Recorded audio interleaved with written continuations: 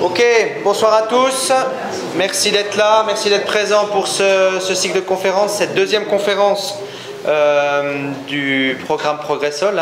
Comme vous l'avez tous entendu, on a lancé un cycle de conférences.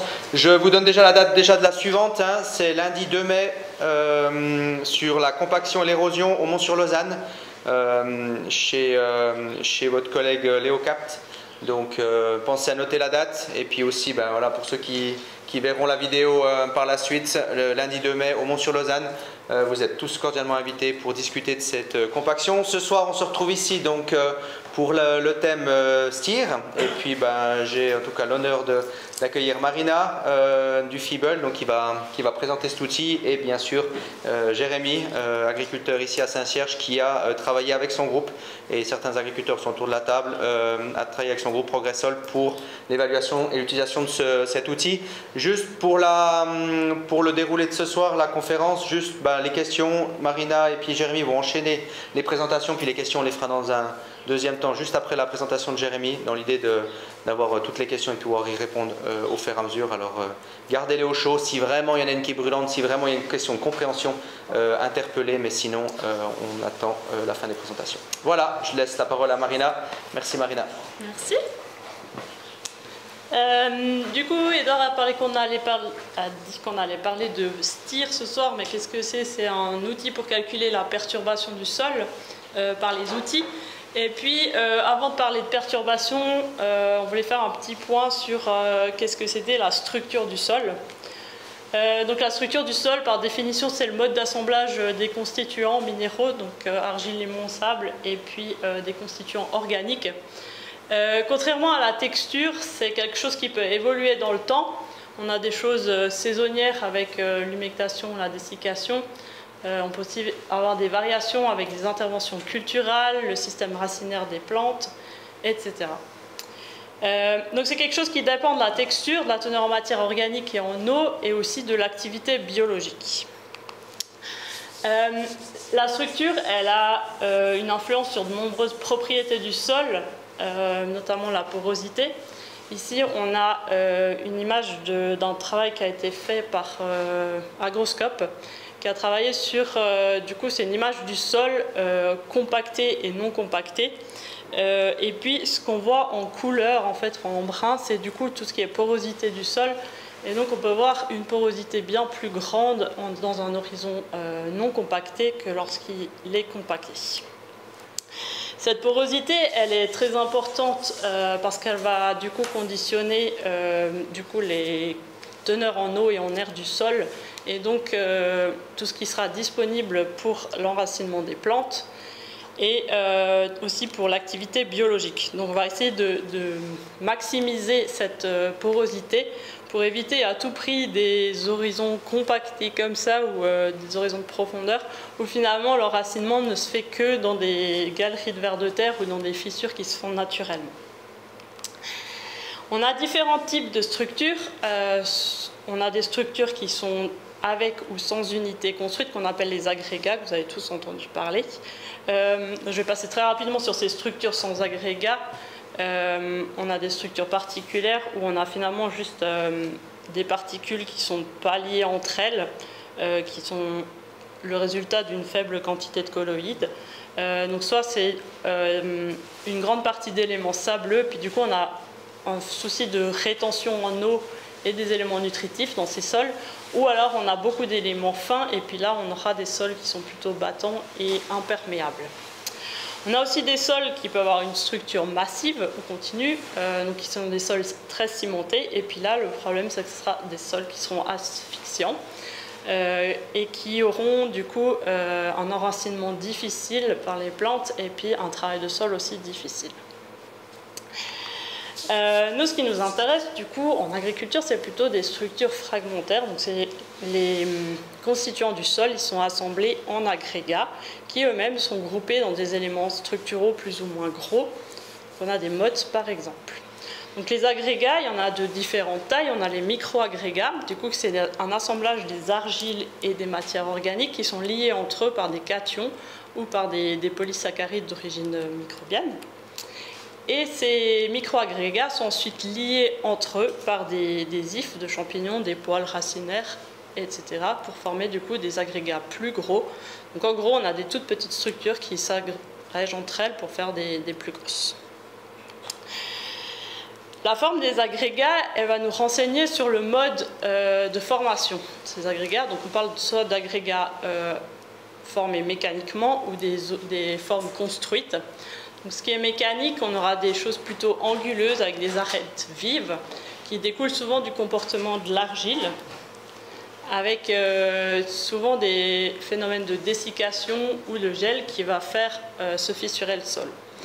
Ensuite, on a des agrégats qui sont plutôt arrondis, et eux seront le résultat de l'activité biologique de la faune et de la flore du sol, qui vont du coup produire des substances qui vont coller entre elles les différentes particules élémentaires du sol. Donc c'est cette structure de sol qu'on va rechercher, parce qu'elle va permettre un écoulement de l'excès d'eau, et à la fois retenir une quantité d'eau suffisante pour les cultures.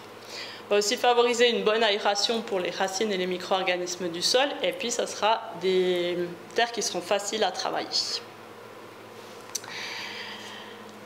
Du coup, on sait que la structure du sol est très importante, et puis on va chercher la structure de sol qui a la plus grande stabilité. Du coup, ça va être la stabilité, c'est quoi? C'est une structure qui résiste à un stress. Ce stress, ça peut être la pluie, le travail de sol, et qui est résilient. Du coup, c'est la capacité à retrouver rapidement son état d'avant le stress. Donc on va chercher les sols avec la plus grande stabilité, puisque des agrégats peu stables vont être très sensibles aux fortes pluies, et du coup la couverture du sol, elle est essentielle dans ce cas-là. Cette stabilité de la structure, elle va dépendre de différents paramètres. On a la teneur en argile, en matière organique et puis en calcium. Petit aparté sur la teneur en matière organique et en argile. Du coup, on parle du ratio matière organique sur argile, dont tout le monde a déjà entendu parler, je pense, dans ce groupe, où finalement on a différents seuils pour interpréter la vulnérabilité de la structure du sol. Et donc on vise un ratio matière organique sur argile de 17 pour avoir un sol le moins vulnérable possible. Dans le réseau de Progressol, on a encore 3/4 parcelles où la vulnérabilité est trop importante et où la matière organique doit encore être augmentée. Et donc on peut quand même voir dans le réseau que les parcelles qui ont le ratio matière organique sur argile les plus importants, c'est les parcelles qui ont la meilleure qualité structurale, ici qui est interprété avec l'indicateur visuel de la structure du sol, VESS. La stabilité structurale, on peut l'évaluer avec un test très simple que Jérémy nous montrera tout à l'heure, mais on a ici une petite photo du pot de cornichon. Voilà. Donc on parle de stabilité structurale. Maintenant, quels sont les éléments qui vont du coup détruire cette structure du sol? Donc ça va être des mécanismes soit naturels comme la pluie, soit ça va être des actions de l'homme comme du coup des travaux de sol, le tassement ou l'acidification. On a différents phénomènes qui apparaissent. Donc on a des microfissurations, donc c'est une légère désagrégation qui est due à l'alternance du gonflement et retrait au niveau des racines.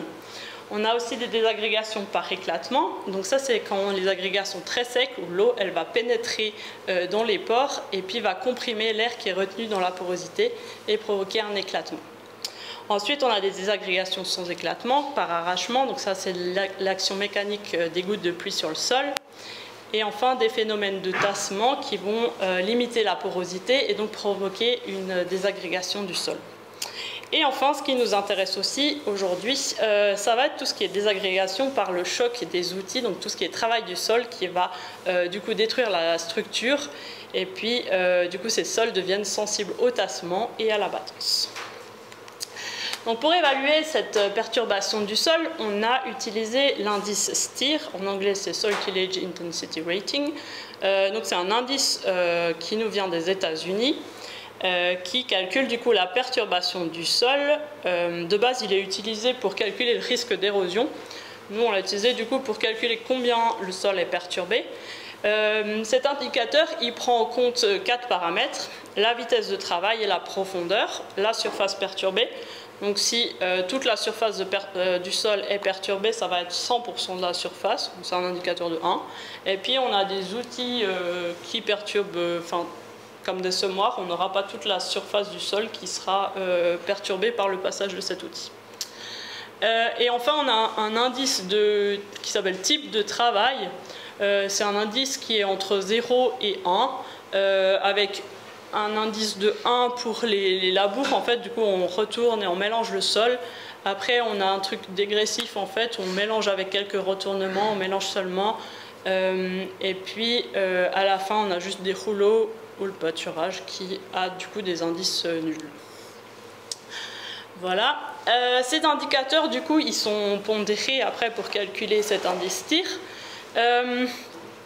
Et en fait, finalement, on pourra avoir une influence sur 2 de ces paramètres. Ça va être la vitesse de travail et la profondeur. On prend ici juste un exemple. On a par exemple un giselle à dent droite. On avait mis des valeurs de référence classiques avec une vitesse de 8 km/h et une profondeur de travail de 16 cm. Et ça nous donne un indice de 41. En gros, les indices STIR qui vont varier entre 0 et à plus de 200. Et puis, on considère que pour un indice inférieur à 20, on est considéré comme du travail d'agriculture de conservation. Puis 200, on a un travail très, très perturbant. Et du coup, là on est à 40 pour un passage de chisel. Et puis, on peut voir que ici, si on réduit la profondeur de travail du sol de 16, on la passe à 10, on arrive à un STIR de 25. Et puis, pareil, si on réduit la vitesse de travail, on passe de 8 à 5 km/h. En gardant toujours notre profondeur de 16 cm, on arrive également à 25 cm. Donc c'est à réfléchir, est-ce que des fois on ne pourrait pas travailler moins vite ou moins profondément pour un résultat comparable? Voilà. Et je te laisse enchaîner là-dessus.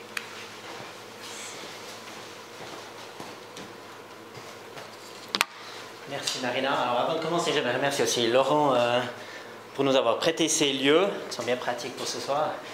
Et puis effectivement, comme Marina vous a discuté brièvement avant, l'essai qu'on a fait, c'est avec 2 de mes parcelles, une de prairie et puis une de terre ouverte, où il y a des pois cette année, c'est de mettre justement une motte dans de l'eau et puis de voir justement comment la motte se désagrège.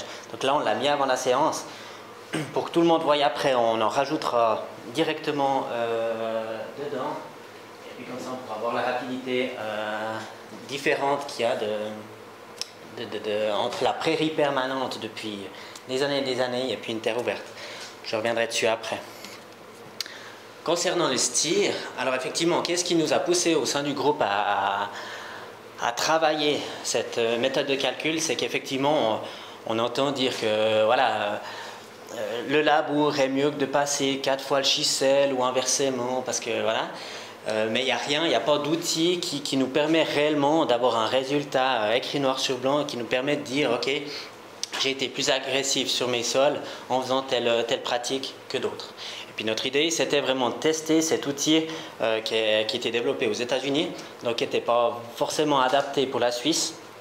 On a dû un petit peu le mettre, on a dû se mettre dans le bain d'abord pour mettre en place les calculs façon suisse, avec des machines qui n'étaient pas intégrées au calcul des États-Unis. Typiquement, toutes les machines prises de force ne se trouvaient pas dans la liste aux États-Unis. Donc on s'amusait à faire des calculs pour rajouter ces machines. Du coup, on a effectivement, donc c'est un tableur Excel, hein, on a défini une liste de machines assez complète, justement, pour détailler notre stratégie culturelle par exploitation pour chaque type de culture. Donc on a listé les machines avec un STIR de référence, une vitesse de référence, mais que chaque exploitant peut modifier à sa sauce. Le type de travail, comme a expliqué Marina, s'il sera fracture, etc.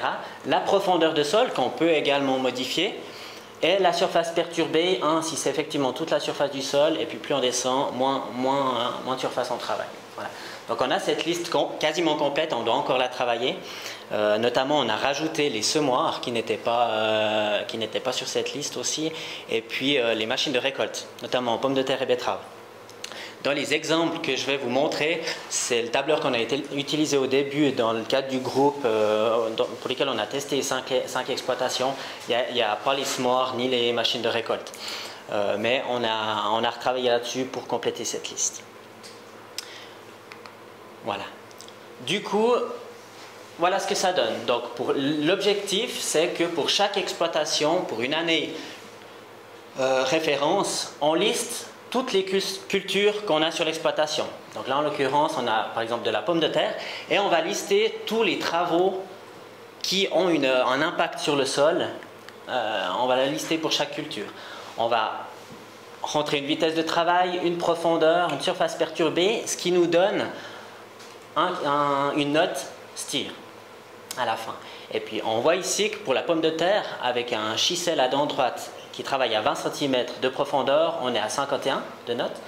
Alors que la tamiseuse, qui travaille plus intensivement le sol, on est tout de suite là à 178. La buteuse, 51, ce qui nous donne une note. Alors, il y aurait d'autres travaux qu'on pourrait ajouter, la plantation, etc. C'est un exemple de nouveau. Mais là, on a un bilan déjà de 280, qui est déjà haut par rapport à l'intensité de travail du sol. Pour comparer, on a mis la première année d'une luzerne qu'on a mis en place avec un coup de schissel à pas de doigt, suivi d'un schissel à dent droite et d'un vibroculteur, afin de faire un faux semis. Là, avec chaque fois des vitesses entre 12 et 14 km/h, des profondeurs entre 4 et 10 cm, ce qui nous donne un STIR de 79. Ce qu'il faut savoir, effectivement, pour tout ce qui est prairie, c'est que là, on a compté l'année de mise en place, avec les travaux du sol. Mais chaque année de prairie où la culture subsiste, l'année 2, 3 de la prairie va avoir un bilan vraiment, vraiment bas, parce qu'on ne va pas recompter justement les coups de schissel et de vibroculteur. Donc effectivement, on s'aperçoit que la prairie qui dure longtemps dans la rotation permet d'influencer positivement cette note STIR sur la globalité de l'exploitation.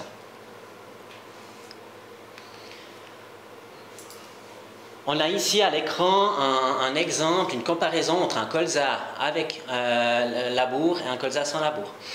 Donc on a pris en compte un labour à 16 cm de profond, peu profond, et un coup de vibroculteur pour préparer le sol, et après un désherbage mécanique avec 2 passages de sarclage.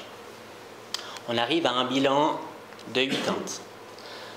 En comparaison, le colza sans labour, avec un coup de décompacteur quand même un petit peu plus profond pour préparer le sol et un coup d'herse-bêche roulante pour bien préparer, pour aplanir le sol, on est là plutôt à 20.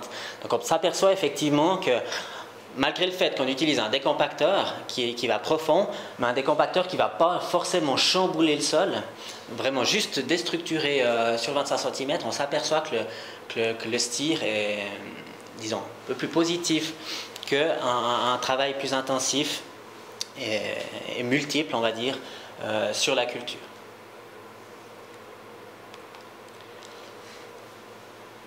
Ça nous donne donc pour l'exploitation, une fois qu'on a fait ce travail pour chacune des cultures, on a pour, typiquement dans cet exemple, une exploitation qui a du blé, de l'orge, colza, pois, maïs, pommes de terre et prairie en première année, avec le travail du sol, mais également de la prairie qui est déjà en deuxième année, son travail du sol, on a justement une note globale pour l'exploitation qui prend en compte vraiment toute la terre assolée de l'exploitation.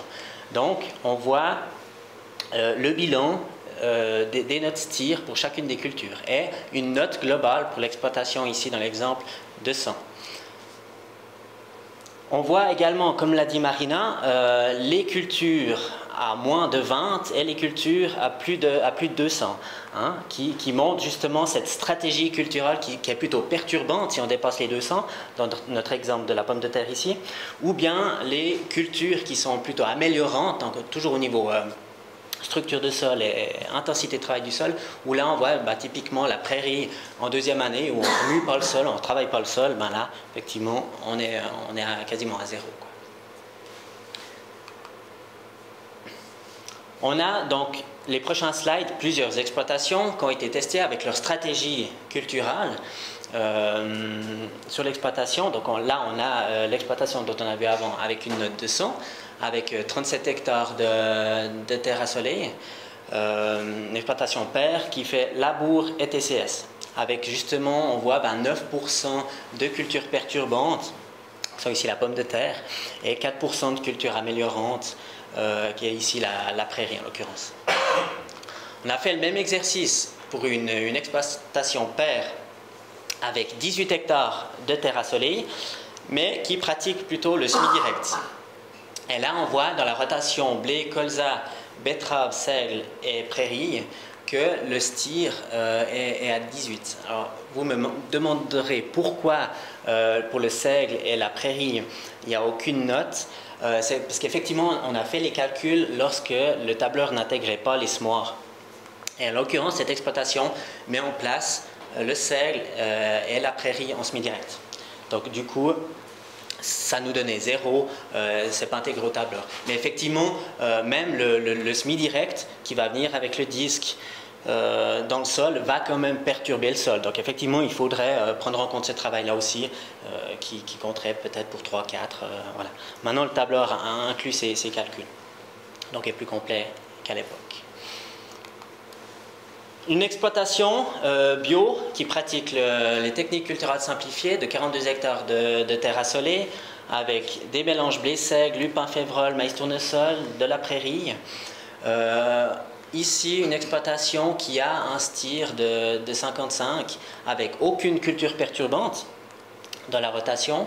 On l'a vu que voilà, la culture perturbante, en somme, c'est pommes de terre, c'est betterave. Voilà, c'est du connu. Et par contre, 12% de culture améliorante, avec notamment aussi, de nouveau dans ce cas-là, la prairie.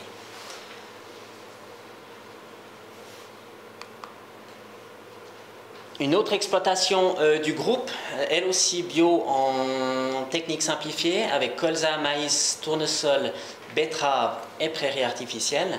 Alors là, on s'aperçoit qu'en technique culturelle simplifiée, cette exploitation arrive à faire de la betterave avec un STIR à moins de 200, donc en perturbant un minimum le sol. Donc effectivement, ici, pour cet exemple-là, on n'a aucune culture perturbante. Donc on voit vraiment l'effet qu'a la stratégie de l'exploitation sur la note globale du STIR. On peut avoir une bonne note même avec des cultures qu'on va dire perturbantes. Une autre exploitation bio avec 119 hectares de terre assolée, 23% de cultures perturbantes. On voit ici que alors, cette exploitation a du blé avec un précédent prairie, du blé avec précédent soja, de la betterave que cet exploitant fait un travail de labour pour la mettre en place, et aussi également une deuxième partie de betterave que l'exploitant met en TCS. Du maïs, du soja et de la prairie. On voit ici que les cultures perturbantes, que la betterave en labour et betterave sans labour, a effectivement des notes de plus de 300 parce qu'effectivement il y a plusieurs passages répétés, grande vitesse, profonds, ce qui crée justement cette valeur-là. Et là on voit qu'on est sur la flèche là, à 146, on remonte à cause de cette betterave dans les résultats. Voilà, donc ça c'est notre premier travail qu'on a effectué sur les exploitations qui faisaient partie du groupe. Donc c'était intéressant parce qu'on n'avait pas toutes les mêmes méthodes de travail, pas tous les mêmes cultures non plus. Et puis ça permet justement de mettre sur une échelle d'intensité de travail du sol et de comparer les exploitations par rapport à ça. Chose qu'avant, voilà, comme je disais au départ, toi tu fais du labour, toi tu fais du non-labour.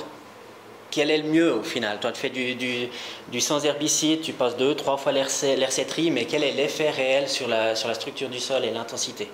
Là, c'est déjà une esquisse de calcul, d'informations qu'on peut avoir via ce tableur. Alors maintenant, il n'est pas encore 100% au point, il faut encore qu'on le travaille.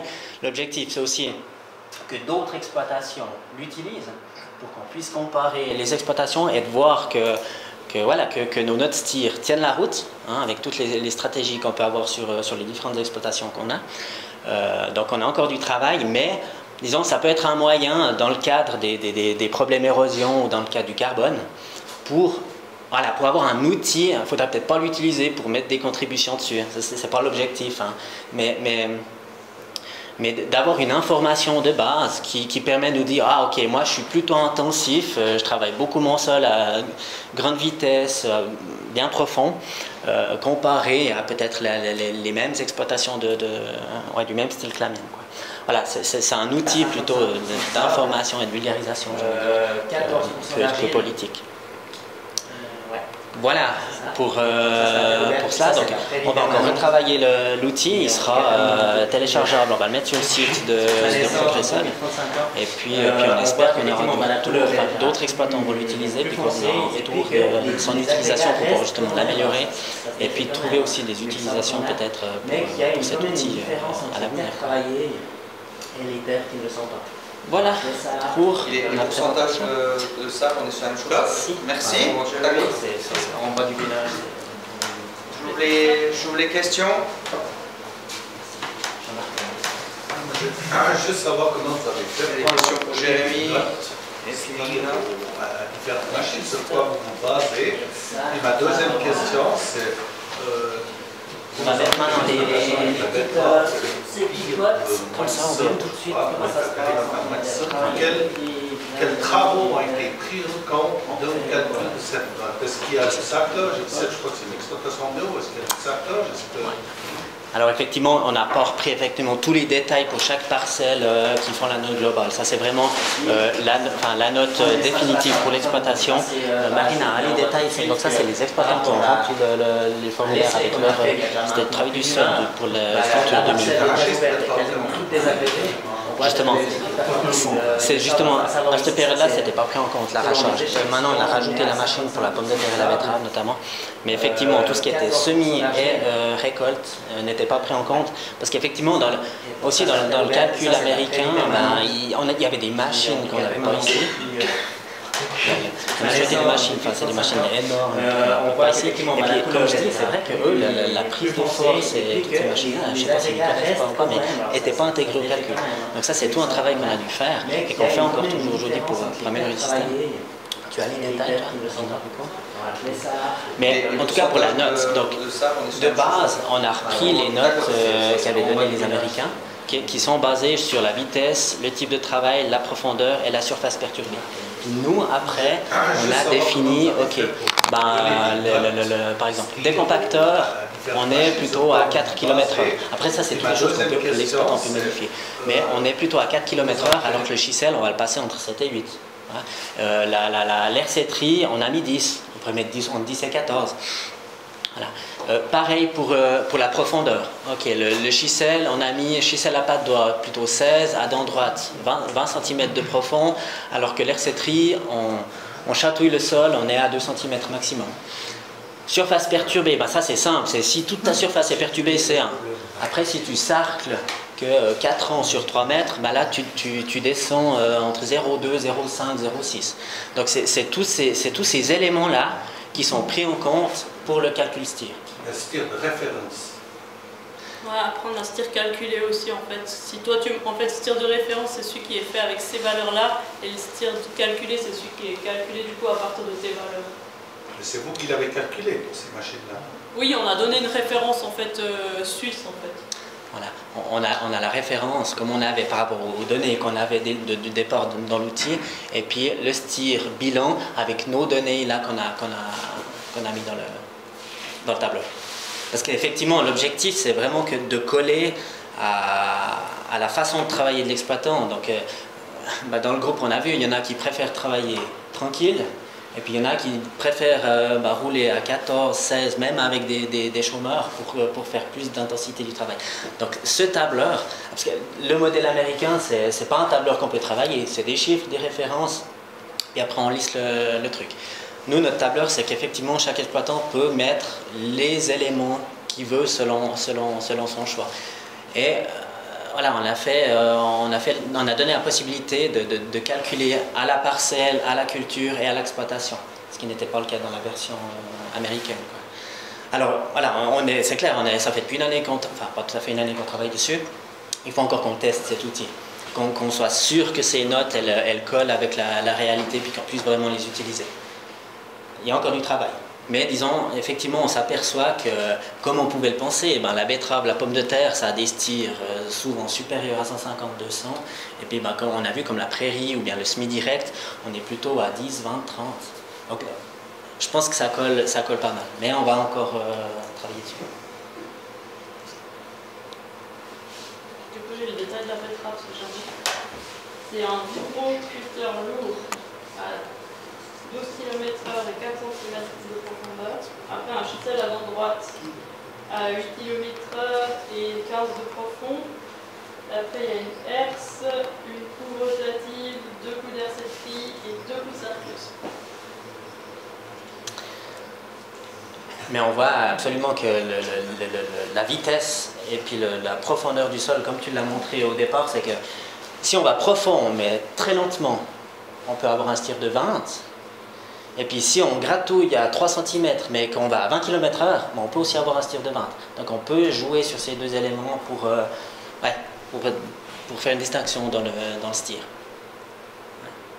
Justement, par rapport à ça, à même profondeur, quelle est la relation entre l'augmentation de la vitesse et puis la note stir? Là, du coup, tu as les facteurs multiplicateurs, en fait. Du coup, la profondeur a plus de poids que la vitesse de travail. Ah ouais. 2 fois. Voilà. Mais on voit que le type de travail, qui est un élément qui est stable, enfin, je veux dire, un décompacteur où tu vas profond avec une lame au fond qui fait juste la vague, elle va moins te déstructurer, même si ça chamboule sur 25 ou 30 cm, ça va moins te chambouler que le chisel que tu plantes à 20-25, mais qui va vraiment te faire des mottes et puis remuer ton sol. Hein? On voit aussi que ça a une sacrée importance. Et puis l'intensification du désherbage mécanique en surface, le fait que tu passes peu profond mais vite. Du coup, ça a des indices relativement faibles. En fait, on est autour de 4-7, je crois, quelque chose comme ça, contre des gros travaux de sol qui sont à 40 jusqu'à 8 ans pour un labour classique. Et donc, ça veut dire par rapport à l'effet visuel, par exemple, à ce coup, on a passé plusieurs fois, on a 30-40 mm qui arrivent, on a cet effet glaçage, je sais pas, il y a peu de perturbations au final, c'est juste la surface. Le cumul des passages d'hersetterie vont faire que tu vas rajouter chaque fois 3-4 notes stir, mais qu'effectivement sur l'intensité de ton travail du sol, ça aura peu de répercussions par rapport à un gros travail plus intensif. En fait, on se pose aussi la question d'un facteur un peu aggravant sur le nombre de passages, en fait. Et peut-être on pensait à un moment coupler ça avec la taille des mottes ou enfin, de la structure après le passage, mais c'est ce qui n'est pas pris en compte pour l'instant avec l'outil actuellement. Et c'est vrai que aussi les outils et prise de force nous posent problème pour calculer, parce que là c'est simple de mettre une vitesse avec une profondeur, mais dès qu'on travaille avec prise de force, il y a la vitesse d'avancement du tracteur et la profondeur, ça on la connaît. Après la vitesse du rotor, ça a quel effet supplémentaire par rapport à la vitesse du tracteur ou à la profondeur? C'est qu'il faut multiplier par combien pour prendre en compte ce travail de prise de force? On n'a pas encore... Dans les calculs. Voilà, ça c'est encore un travail à faire, mais... Si quelqu'un est doué en calcul de physique. Tu avais une question? Oui, c'était, si j'ai plus ou moins bien compris le truc, si on est en dessous de 80, on peut dire qu'on est dans une situation qui est plutôt favorable. C'est juste, la limite elle est encore plus basse. En fait, le seul seuil qu'ils ont mis dans l'interprétation de ces résultats, c'était à 20. Ce qui est agriculture conservation. Après, c'est vrai qu'on peut voir dans les moyennes qu'on a. Mais c'est qui a mis ce seuil? Du coup, c'est ceux qui ont développé l'outil en fait. C'est aux États-Unis. Les États-Unis. Mais on voit bien aux États-Unis, on a les plaines où c'est du semi-direct, glyphosate, et puis ils ne travaillent pas leur sol. Puis là, je pense qu'on est à moins de 20. Et puis les plaines où ils font de la patate, machin, où c'est super intensif, où là, voilà, on est plus haut. Je pense que c'est plus complexe. Il y a ceux qui ne calculent pas. Puis chez nous, c'est peut-être plus complexe par rapport à nos types d'exploitation différentes et tout. Le nombre de cultures aussi qui vont agir sur le bilan global de l'exploitation. C'est clair que quand tu as 2 cultures sur l'exploitation, le calcul est plus simple que quand on a 7 ou 8. Quoi. Ouais. Est-ce que c'est un travail en conditions optimales, ou bien est-ce qu'il y a un facteur à 3 pour l'humidité, ou bien est-ce que ça pourrait jouer énormément sur ces... Alors on y a réfléchi effectivement aussi, il faut prendre en compte Alors il y a 2 choses, il y a l'humidité du sol Et puis effectivement tout ce qui est texture du sol, argile, silt, sable, parce qu'effectivement la même machine n'aura pas le même effet sur une terre comme ici très sableuse, une terre très argileuse. Donc ça c'est effectivement aussi deux éléments dont on a discuté qui seraient intéressants peut-être à rajouter quand on rentre peut-être le type d'exploitation, c'est de rentrer aussi le type de sol qu'on a globalement sur l'exploitation. Après, ça, on peut le rentrer une fois. Après, mettre les conditions, ça voudrait dire que pour chaque travail du sol, il faudrait mettre les conditions. Pour chaque culture, on pousse le calcul encore plus loin. Et sur le calcul, quel effet ça aurait? Ça, c'est compliqué, effectivement, d'ajouter cet élément. Je pose la question, c'est entre tout simple, de 1 à 3, puis une bonne condition, 3 000, 3 5, 3 5, je sais pas. C'est une très bonne remarque, c'est un élément qu'on a discuté, c'est à développer, c'est peut-être un élément qu'il faut ajouter. Ouais. C'est juste. Ou alors, j'imagine que c'est en considérant qu'on travaille dans les conditions optimales. C'est ça. Litre sec, litre humide, et puis comme ça, on fait abstraction de ça, et puis on part juste l'outil, quoi. Voilà, Oui. l'effet de l'outil, peut-être. Ça dépend si on veut l'utiliser comme bilan annuel pour l'exploitation, de voir ce qu'on a fait, ou bien si c'est plutôt analyser notre stratégie qu'on a envie de faire sur l'exploitation au niveau type de machine. Avant d'acheter une machine, peut-être, de tester la chose et puis dire « Ah non, cette machine, elle est trop intensive pour moi, je passe à autre chose. » Enfin, ça dépend aussi de l'exploitant, à quel besoin il a par rapport à ça. Mais c'est vrai que je sais que ce calcul, notamment au niveau carbone, comme je disais avant, il peut être intéressant. On sait que plus on travaille le sol, plus il y a de la minéralisation, etc. Il faudra voir. Là, on est au début du travail.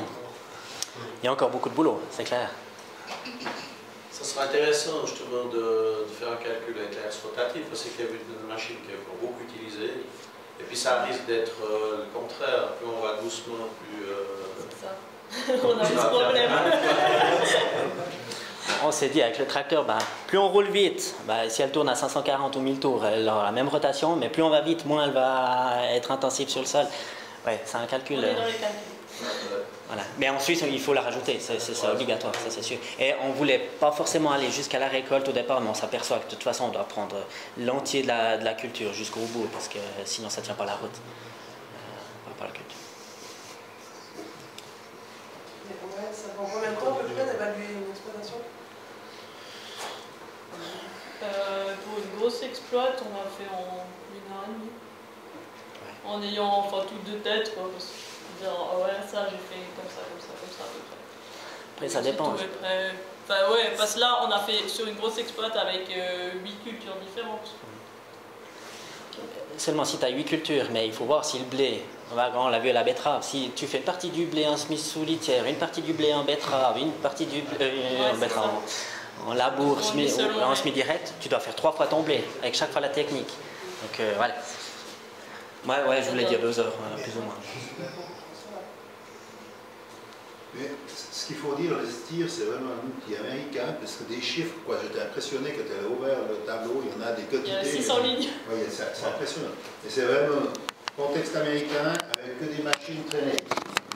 Puis ça, c'est assez facile sur les premières machines, mais après on s'est rendu compte que quand on voulait mettre l'air rotative, tu fais un calcul, l'air rotative, elle fait du 20 km/h, ça revient à ce que tu disais.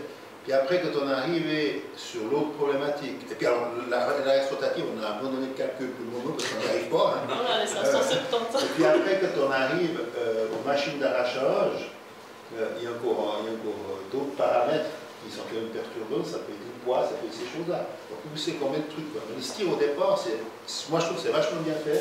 On a trié les machines, déjà on a traduit le français, trié les machines pour que ce soit pas possible. Parce qu'il y a des machines, il y a 10. Il y avait 600 lignes de machines. Ouais, il y a 600 lignes de machines, donc il fallait bien à un moment donné faire un tri, mettre les photos qui donc ça, il y a vraiment tout. Mais après, dans le système suisse, si on veut faire un STIR global d'exploitation, le problème c'est les machines à prise de force et les machines de récolte. Si on fait juste à la parcelle, c'est pas tellement un problème. Et ça, c'est vraiment un calcul difficile. On a même vu des calculs qui intégraient justement les travaux de pulvérisation et pour semer les engrais. Mais on se dit, c'est juste le tracteur qui roule quand il pulvérise ou bien qu'il sème l'engrais. Est-ce que ça a un effet sur le sol? Donc on a eu des calculs STIR avec 2, 3 de... Oui, ça fait des 0,15 quoi. Donc finalement on a choisi de les enlever pour simplifier la chose. Voilà, nous on les a pas pris en compte.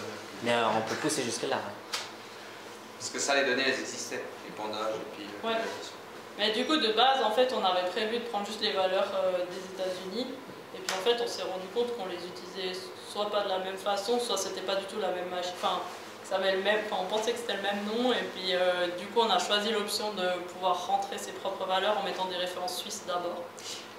Et puis là, parce qu'on a la profondeur, on a la vitesse et le fait que c'est machines américaines très larges, pas de différence par rapport à ce style. Je pense que du coup, l'influence, elle serait plutôt au niveau tassement en fait.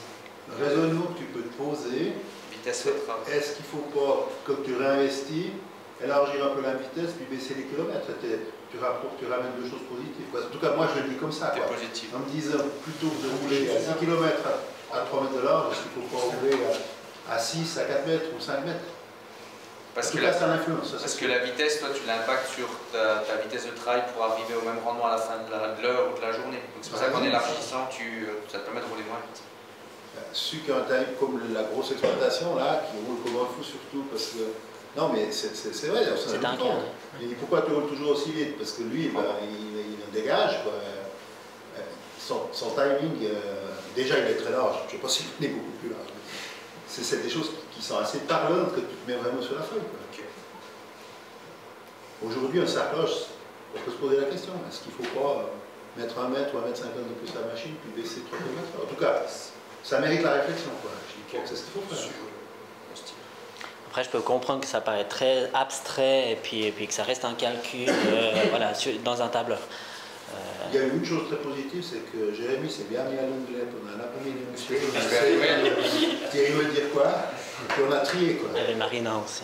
Je me suis mis aux machines et toi, oui. Ah, mais heureusement, ils avaient bien fait leur truc, c'est que la majorité, on avait la photo de la machine avec le nom onglet. C'était bien. Mais par contre, les RS étoiles, il y en a 4-5 différents. Enfin, ouais, la folie. Enfin, voilà.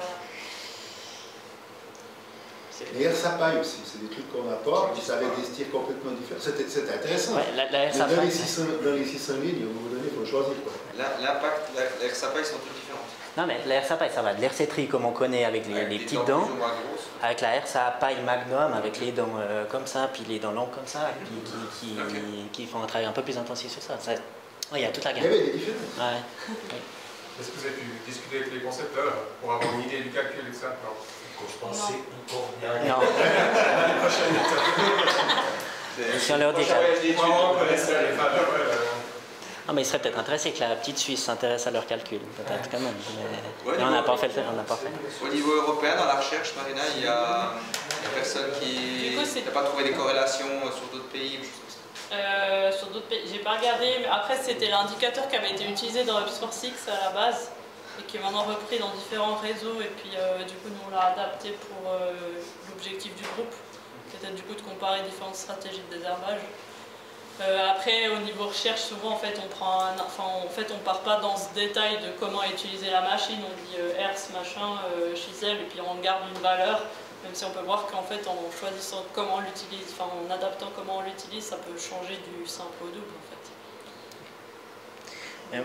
Moi, mon objectif, c'est de plus entendre si théorie, moi je fais du meilleur travail que toi parce que je laboure ou je laboure pas, voilà. Non, chacun est différent, chacun a sa stratégie. Non, mais voilà, on n'a même pas besoin de calcul pour ça, mais disons, voilà, chacun en faisant comme on pense faire juste, et puis il y a de la place pour tout le monde, on le voit, il y a différentes méthodes, différents moyens, puis on arrive au même résultat. Donc, avec la même culture aussi. Avec la même culture. Ouais, c'est presque les cultures qui amènent cette différence, c'est pas forcément intra-culture ou entre un sidiste, ouais, quand même, mais je veux dire, quelqu'un qui est en travail simplifié en labour, en fonction de même, il y en a un, celui qui est en semi-direct, qui fait de la betterave, elle a un indicateur de 18. Hein. Si tu passes de 18 à 350, c'est-à-dire pour une même culture, tu choisis comment la conduire. Disons celui qui est au niveau du marché, a de la betterave, de la pomme de terre, et puis qui fait super intensif, bah, si de l'autre côté il a de la prairie pour restructurer son sol, ben voilà, ok, ça joue. À l'échelle d'exploitation, il fait bien. Ça joue. Voilà. À condition de ne pas trop tasser. Oui, alors voilà, après. Voilà. Non. Tu passes avec des chars dans plein de betteraves ou même devant. Non. C'est précédent. Aussi. Et c'est vrai qu'on pourrait intégrer les travaux de culture intermédiaire, des choses comme ça, on pourrait encore pousser encore plus loin.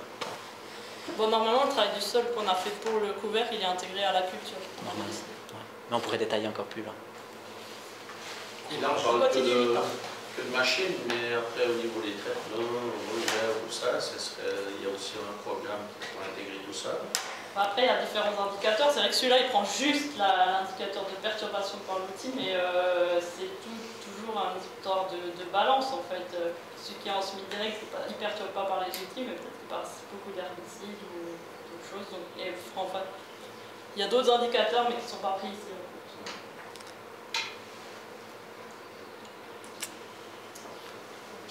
Est-ce qu'il y a d'autres questions? Justement, s'ils prennent en compte le passage répété ou pas, s'il y a l'accumulation, s'il y a... Actuellement pas. On voulait faire un facteur aggravant, mais c'est pas actuellement pas pris en compte. Actuellement, c'est juste la somme des interventions, et puis on avait discuté d'ajouter un facteur aggravant si tu veux. Comme disait Edouard, donc on passe plusieurs fois, on voit vraiment que ça, il en a l'impression qu'il morfle à fond, et puis c'est peut-être bon. C'est vrai, ouais, peut-être tous ces petits passages très superficiels, ça va plutôt perturber une petite couche. Il y a des faiblesses à cet indicateur, mais... Ah, il y a tout au début, ça c'est sûr. Il n'y a pas de tamisage, il y avait quelque chose de pire ou pas? La exploitative? Non, en fait, on est dans ces calculs-là, en fait, on a le même souci.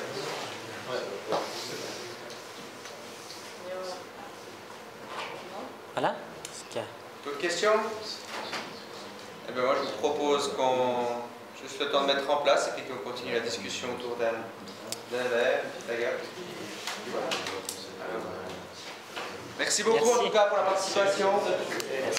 Félicitations à Jérémy.